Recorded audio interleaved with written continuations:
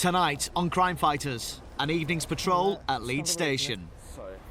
It's an offence to urinate in a public place. I know, it's sorry, mate. All right? Yeah.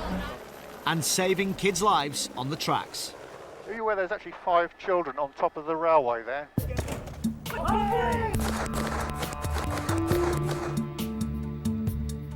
You trying my patience?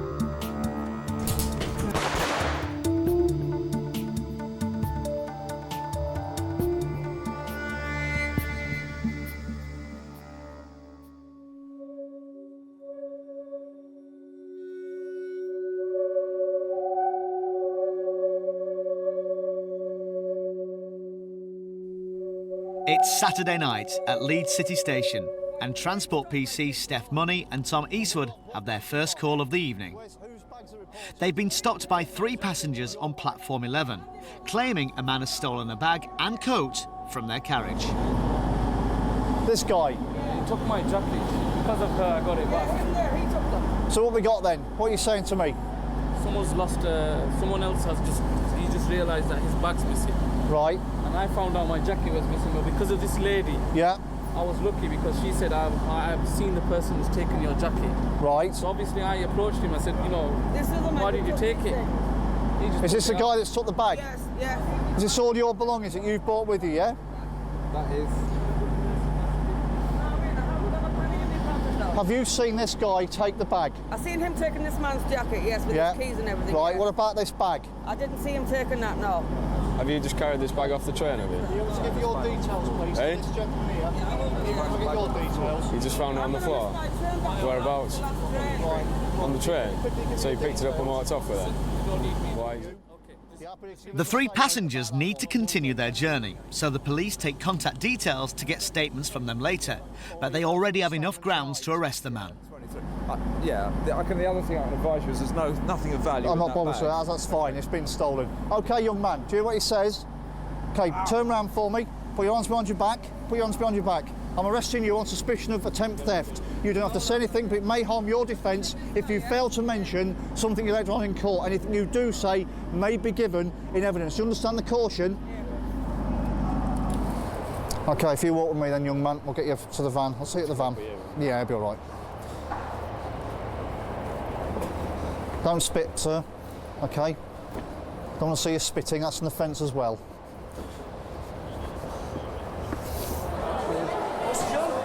Nothing to do with you, sir. Mind yourself as you get in, step up. Step up. The man was later charged with theft and fined £80. Sit yourself down, make yourself comfortable. Leeds is the largest train station in the northeast. 50,000 passengers pass through it every day, and it has the highest crime rate of any station outside London. Officers have to deal with all manner of problems, including protecting the rail staff that work here. In the ticket hall, a cashier has just called for help after a passenger's turned nasty. Yeah, Lima 26, where's the report come from? The guy got his card stuck in the machine, right? I've told him where to go. All he's done is verbal abuse out. And what's he said to you? It's just effing this and effing that. All right, we'll go and have a word with him. Section 5, mate, it was just action. I understand that you've had a problem as far as your ticket in the machine's concerned, is that right? Yeah, my card's been stuck. Right. You know, credit card at the end of the day, and Okay. I've just switched my credit card. I'm going to London tomorrow. I'll explain that to my wife. Do me a favour, stop swearing at me. All right, all right. I know you're upset. How the hell do I All right. explain that to my Exactly, wife then? that's better. All right. After taking his details, Sergeant Dawes decides to caution him. I'm reporting you for disorderly conduct, yeah, upon the railway. Okay, the facts of the matter will be reported and the prosecution may follow. All right? No problem, no problem. Right. As well as the station, officers are also responsible for policing the railway arches below it. Dark and secluded, they attract all the wrong kind of activity. PC John Hill is conducting his nightly patrol of the area. Sanford Street arches. You get a lot of drug abuse down here, and also a lot of vagrants sleeping rough. There's a lot of railway arches that we cover in Leeds Station, yeah. There's some other ones that are just basically down near the the Cockpit nightclub. Same again, it's used by a lot of prostitutes use that, take their clients there, and drug abuse as well. You know, because they're out of the way, it's a nice and quiet area, so people go there hoping they won't get disturbed while they're doing drugs, basically.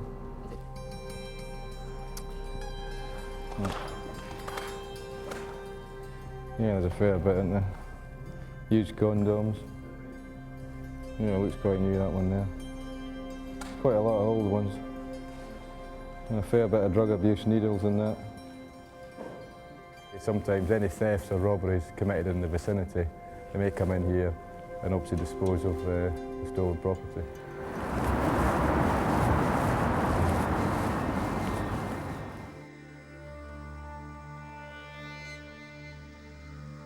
The Transport Police are also responsible for the 11 bars and clubs on railway property, and on a Saturday night they can get quite lively.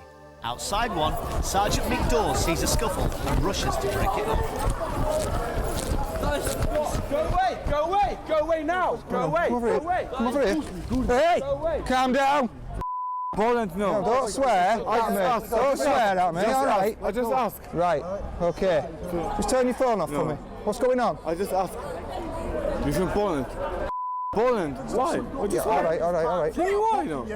He looks like Polish guy. Right. He said, in Poland. I said, why Poland? Right, okay. He looks like, he take all this. Right. Poland. All right, you don't need to push me. You don't need to push me, do you? Yeah, I know. All right. You behave like that in this country, and you start throwing punches, you get arrested. Why he said, Poland, why? Keep yourself under control. All right?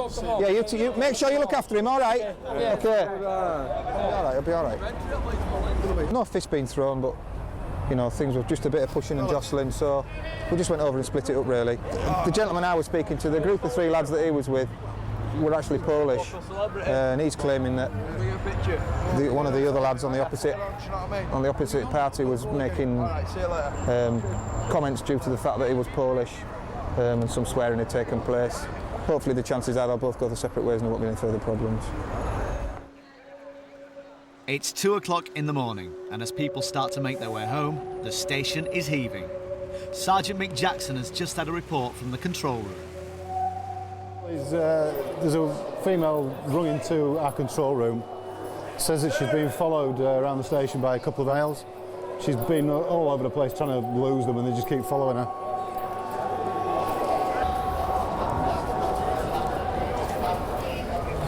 Where's this her? Yeah, it's such about some Asians following you. No, what happened was, me and my boyfriend, we were working from wardrobe. So that's what it was, a couple of guys just sort of having a banter, having a joke, and then they were talking about northern people, northern idiots, northern whatevers, and this guy was really quite a large gentleman. Any minute now he's just going to turn around and smack us in the head. Right. There's like not a lot of people around, and I thought, Right. I don't know who else to ring. And as we came up here, they started to back off, and the closer we got to the crowd, they started to back off, and now Right. they disappeared. They've gone. As we've come into the crowd, we've not seen them since. Okay. It's a busy place at this time of night around here, so there's going to be police around for some time. If they should reappear, just give us a call. You did the right thing.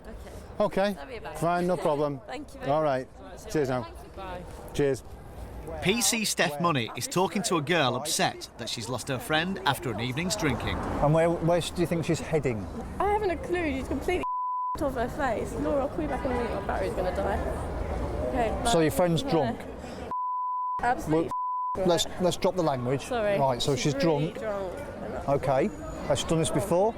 Yeah, whenever she's drunk, she always walks off. And I get really worried about her. She just keeps telling me just. Have you got a phone number for her? Yeah, but she won't answer it. She's not a vulnerable person as such. If she's had a monk on and stormed off, then that's her prerogative. I understand your concern. All I can suggest is I think you should get yourself home out of the cold and then wait at home for her. They take a description of the missing girl and promise to look out for her amongst the evening's revellers. Round the corner, Sergeant Mick Dawes has seen something unpleasant going on in a doorway. Hi mate, stand over here for me. Sorry, fucking hell. It's an offence to urinate in a public place. I know, it's sorry mate. Alright? Yeah, of course it is. Been in problems with police before? No mate, no. You could have quite easily been arrested for being drunk and disorderly. Yeah, urinating in a public street in full public view. All right? Instead, the man is given a caution and asked to sign an account of what happened. MV there. Why did you urinate in the doorway? I was desperate that I was going to wee my pants, is what your exact words. Just think about your conduct next time. You never know who's going to be about. It's just unfortunate for you. There were 2 police officers stood in the vicinity and watched you do it. All right, see you later. All right, I won't shake your hand, mate. You've been for a wee and not washed them. All right. Thank you very much. Yeah, reference the mail I've stop checked. Can you show that he's been reported for bylaw 6 disorderly conduct, urinating against the Queen's Hotel? Back in the station, Sergeant Mick Jackson and PC Steph Money have found the missing girl reported an hour ago. She's been worried about you. She came. So if you give her a call on your mobile, she's gone home. Worried about you. Yeah, she might be worried about me. It's her that I was trying to avoid because she's being a dickhead to me, to be honest. But Just give her a call. Just put her mind at rest, will you? She's got the key, hasn't she? And you haven't got the key. I haven't got a key. I haven't got a key to get in. I mean, it's 3 o'clock. I'm sure she's already gone home by now, but I think you should do the same, don't you? Okay. Do you want to get a cab? Get us a cab. We'll go over here. as long as this cab doesn't get my money. Still to come on Crime Fighters, the tragic consequences of playing on the railways. If you do get another chance at life, you're going to end up like me, in a wheelchair.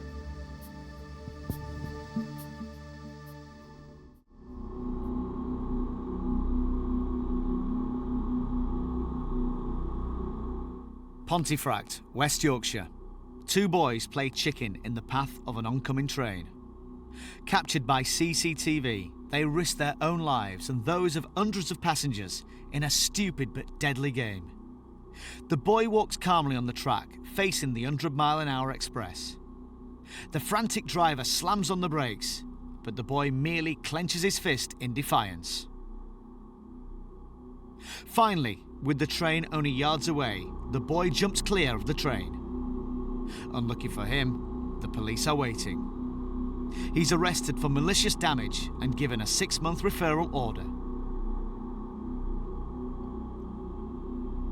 Frighteningly, this was just one of 100 similar incidents on the region's tracks every year. Well, certainly on the North East area of the British Transport Police, it's a significant problem. We have problems with children mainly, children aged between 10 to about 15 to 16 years, going onto the track, playing chicken, throwing stones at trains, smashing windows, placing objects on the track. Ultimately, that could lead to a train derailment and fatalities. It's a dangerous environment, trains move at high speed, and they have difficulty in stopping in a short distance. They're not like a car. We carry out active patrols at the hot spots where we know this trespass and vandalism takes place. School holidays are the worst time for route crime, so this half-term police have launched Operation Hawk. Using a helicopter and ground patrols, they'll be searching out culprits and doing everything they can to stop kids getting on the tracks. PC Steve Waring is in Rotherham, checking out known hangouts next to the railway. We've visited this area a couple of times and we happened to walk a little bit further down the track, and as you can see, it appears to be, well, for want of a better word, a bizarre meeting place. And if you look over here, the bolts are being removed from the bottom, and then the fencing just pulls apart, just like someone's curtains at home, and then your straight track access.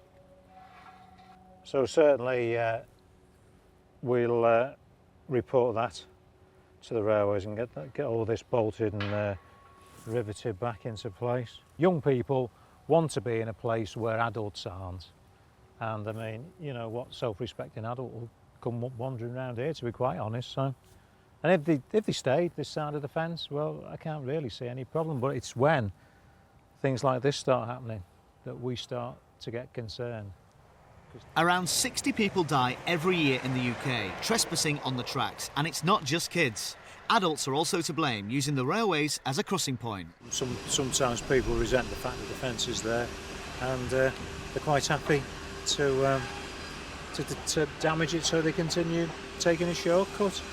They've probably taken the shortcut 100 times, but it's only maybe on the 101st time that they maybe slip and fall and have an accident. Albeit here we've got a bridge about 50 metres away.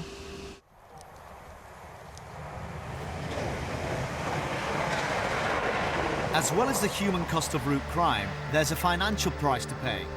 Last year, it cost railways throughout Britain £260 million and caused delays equivalent to 538 days.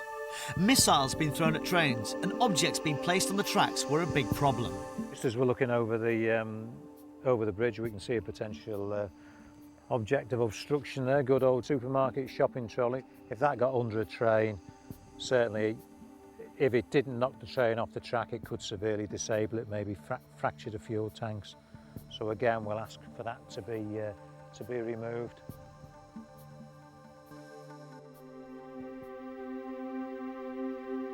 When 15-year-old John Walker and his friends were hanging out on a railway bridge in Shipley, one moment changed his life forever. I was sat on the bridge there, and it was drizzling that night, and my mates were going.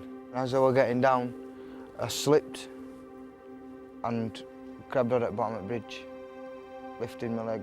My mates were shouting, "Lift your legs up, there's your wire underneath." I would try to lift it, and I couldn't lift it anymore. And my left leg touched the power cable and gave me 25,000 volts worth of electricity through my body. And it blew me 60 foot in air. And then I can't remember out after that until I woke up in hospital.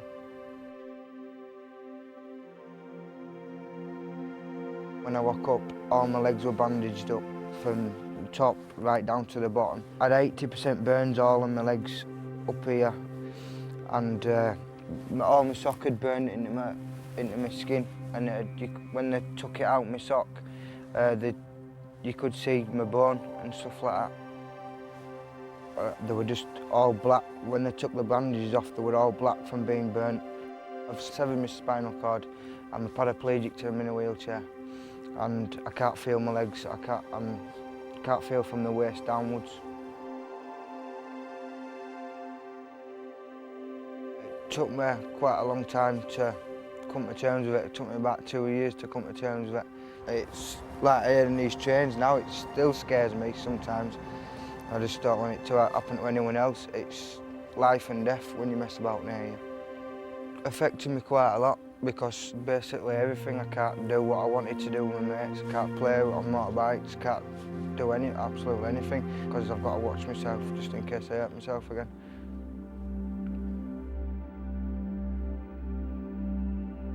It's not a game to mess about near you. It's either life or death, and if you do get another chance at life, you're going to end up like me, in a wheelchair.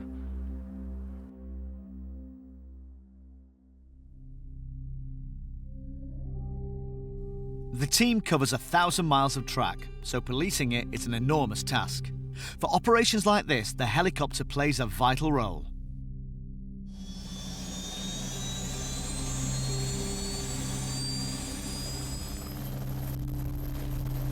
Officers in the air can spot trespassers on the line and direct the ground patrols to the area.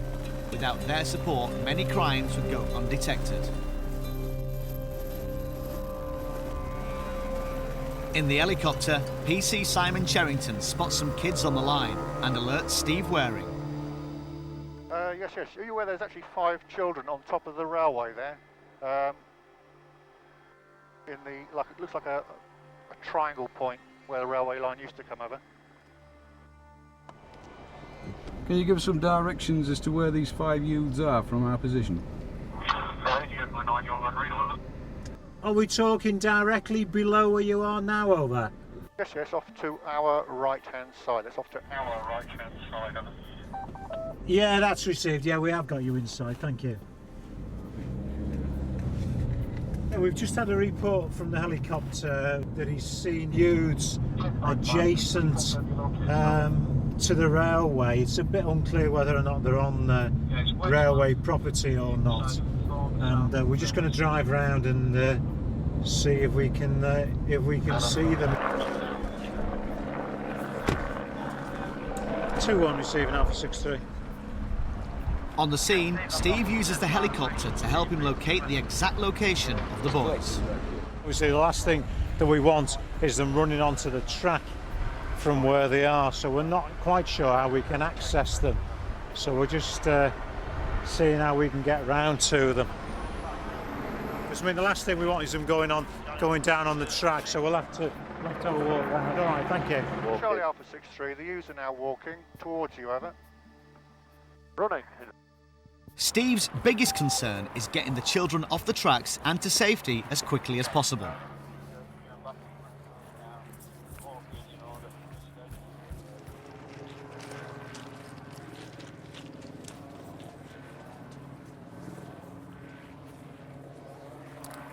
This will do, lads, here.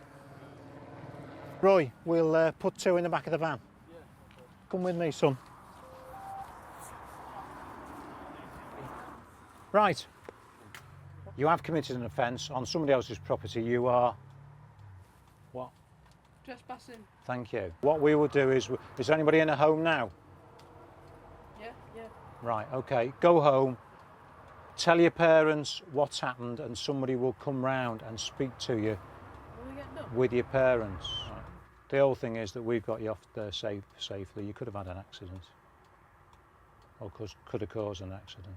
All right, so go home. I do not want the police officer coming round and mum and dad not knowing anything about it. So go home and be honest and please tell them that you've been spoken to us by us and somebody will be coming round to see you. Off you go. And don't get run over crossing the road. It certainly looks that looking at this has been cut for a while, and the kids have just been passing and just taking the opportunity to nip in. Supposedly there's somebody been fishing near here, so whether they've been watching them fishing, but we'll all being well now secure this again, and hopefully we won't have another incident like that. The police later visited the children's homes and spoke to their parents. One of the boys had been warned about playing near the tracks before, but despite the dangers, the most he could face at a juvenile court is a £1,000 fine for trespass.